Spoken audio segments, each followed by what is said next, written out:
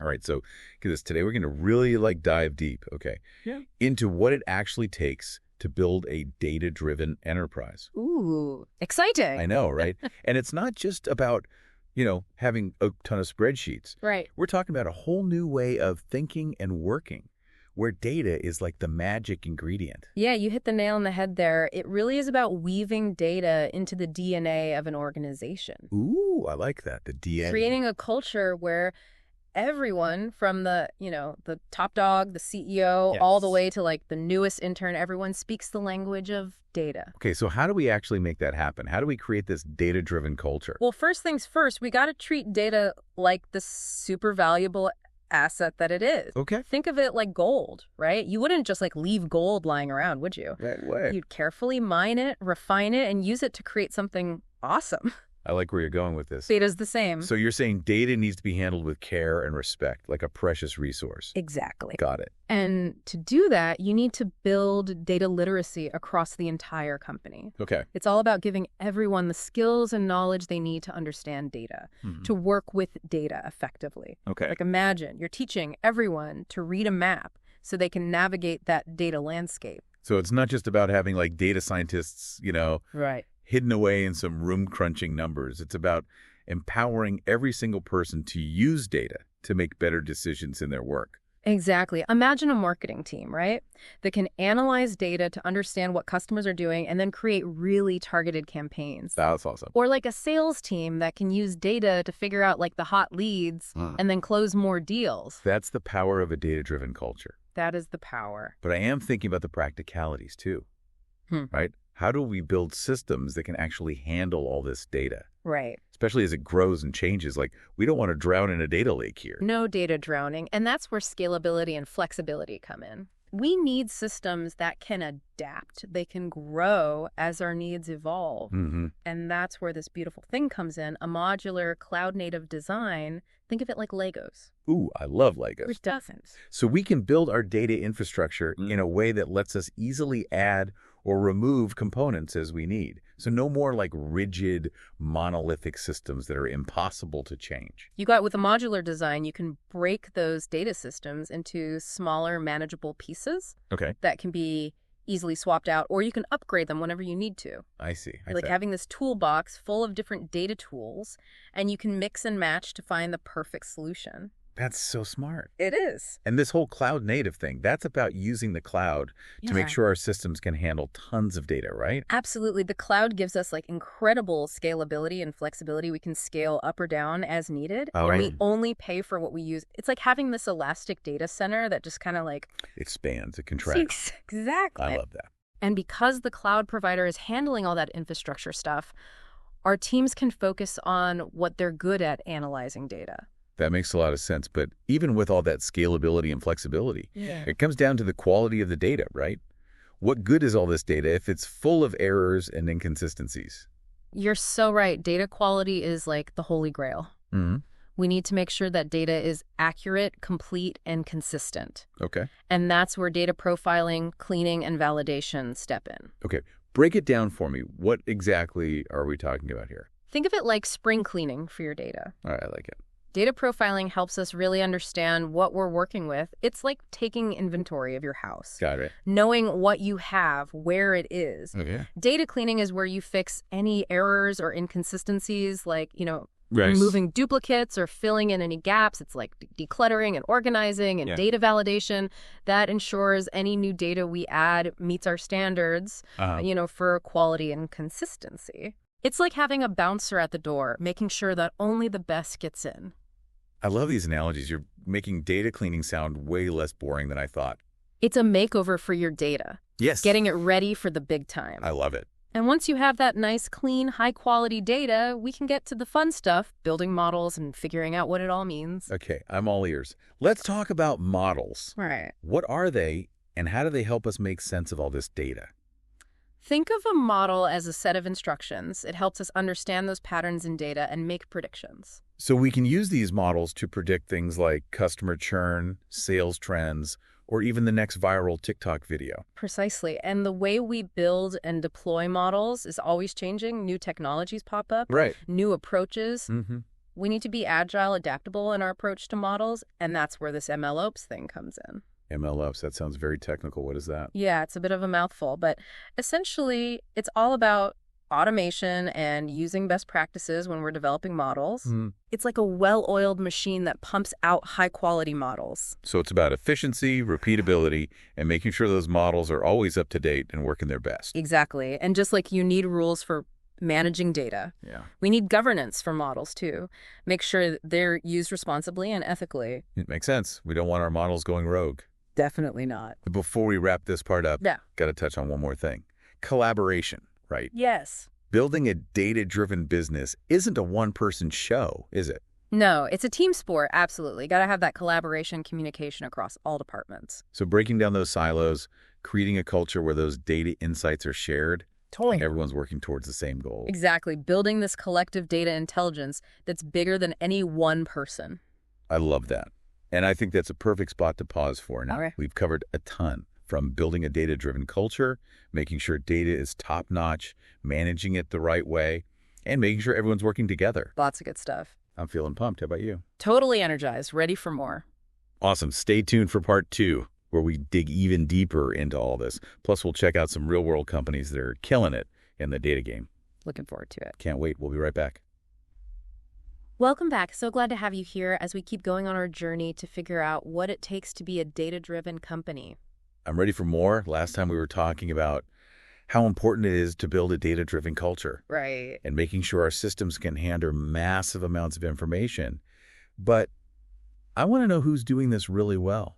Ooh, good question. Like, give me some real-world examples of companies who've really nailed this data-driven thing. Oh, there's so many. It's inspiring. Like, take Netflix, for instance. Yeah, Netflix, I mean, they're like the kings of recommendations. They built their entire business model on data. Right. They use it to personalize recommendations, come up with new shows, even decide what to cancel. It's kind of scary how well they know what I want to watch. It's pretty amazing. And then there's Amazon. They're like the masters of using data to fine-tune their supply chain. They personalize the whole shopping experience. Okay. They've even developed, new products and services like Alexa. It's true. Those are definitely the big players in the data world. But how did they get so good at it? I mean, it's not like they just magically became data-driven overnight. Oh, definitely not. It takes a ton of work and dedication and really embracing change. These companies have poured resources into building a data-driven culture from the ground up. Okay. Attracting the best data talent and developing some really powerful data infrastructures. So it's not just about having the right tools and technology, right? It's got to be about creating an environment where data is valued, people trust the data, and then use it to actually make decisions at every level. Exactly. It's this whole cultural shift. Everyone needs to buy in, from the CEO all the way to the frontline folks. Gotcha. So we got to build that data-driven culture, invest in the right technologies, hire talented data pros. But what about governance and security? We can't just let everyone loose with all that sensitive data, right? Oh, absolutely not. You hit the crucial point. Data governance, privacy, and security are super important. Yeah. Got to have clear policies and procedures to make sure data is used responsibly, ethically, and follows all the rules and regulations out there.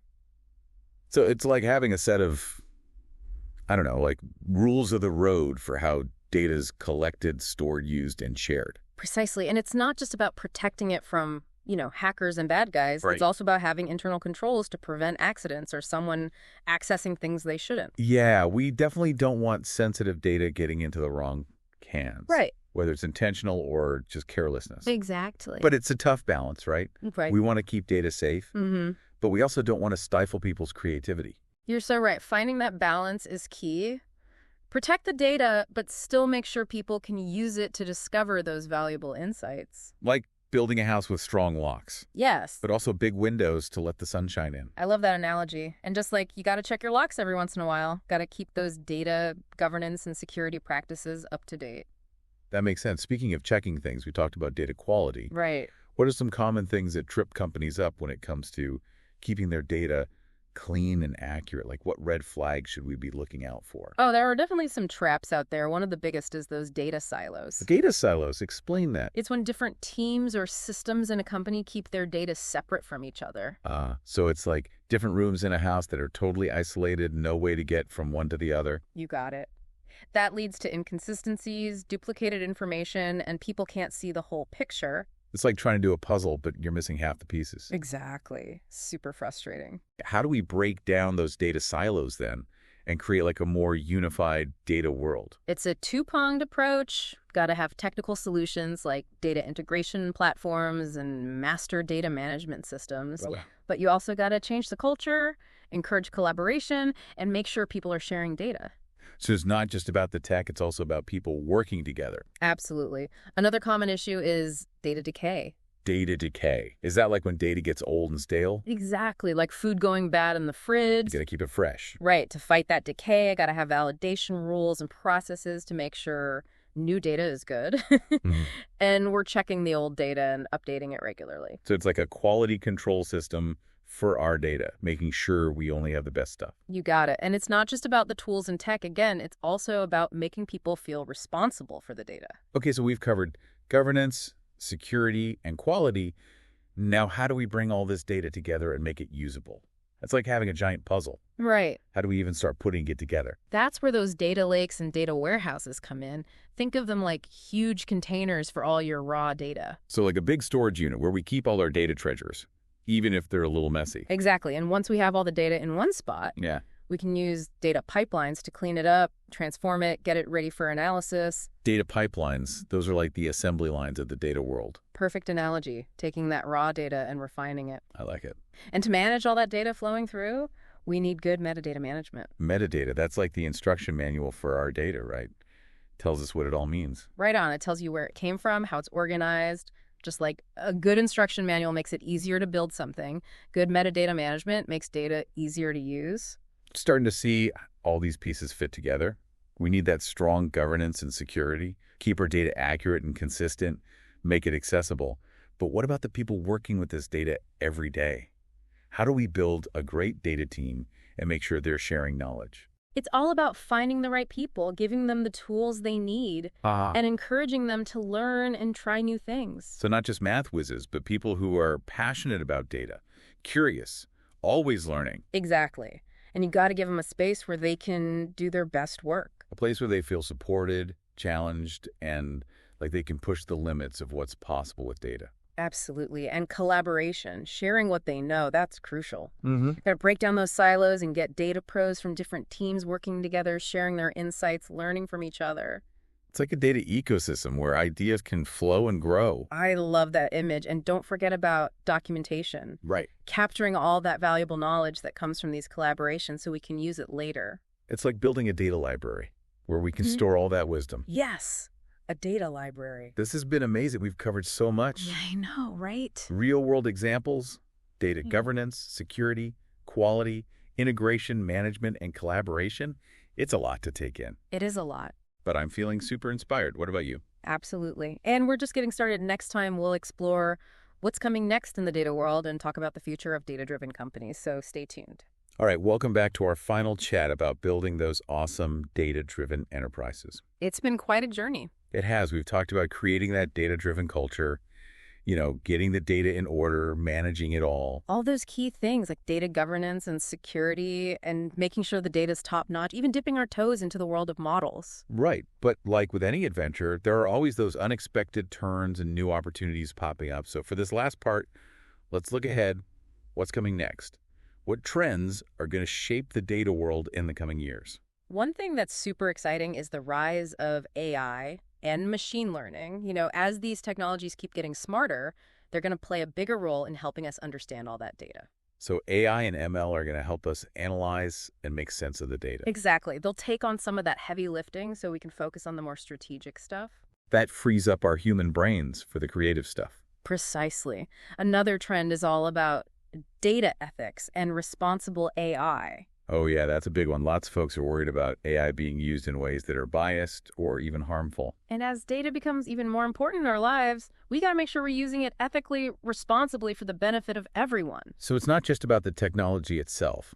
Right. It's about how we use it. It's about the values, the principles that guide us. We got to think about the impact of our data-driven choices. Absolutely. Make sure we're not causing any harm. Right, being mindful of the consequences. It sounds like the future of data is all about that balance between innovating and being responsible. I think you nailed it. And as the data world keeps changing so fast, organizations need to be flexible and adaptable. They got to be able to adjust to new technologies, new markets, what customers want. It's all about constant learning and improvement. Never stop learning. Data-driven companies need to always be experimenting, trying new things, finding new ways to use data to stay ahead of the game. This has been awesome. We've learned so much about building these data-driven enterprises.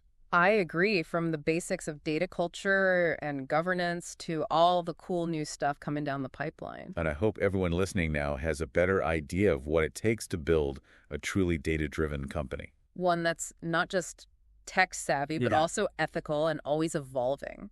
Couldn't have said it better myself. So as we wrap things up, one final thought. Right. Becoming a data-driven organization isn't about reaching a finish line. It's an ongoing adventure.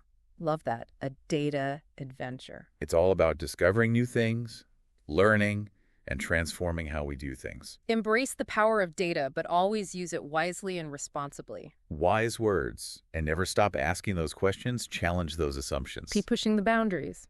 Absolutely. Well, thanks for joining us on this incredible deep dive into the world of data-driven companies. Until next time, keep exploring, keep learning, and keep pushing those boundaries.